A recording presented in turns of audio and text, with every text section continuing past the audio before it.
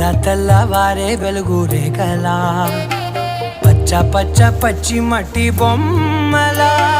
అల్లి బిల్లి వెన్న పాల నురగల అచ్చ తెలుగు ఇంటి పూల కొమ్మల దేవదేవుడే పంపగా ఇలా దేవతే మా ఇంట అడుగే పెట్టెనంట బ్రహ్మ కళ్ళలో కాంతులే మా అమ్మలా మా కోసం మళ్ళీ లాలి పాడేనంట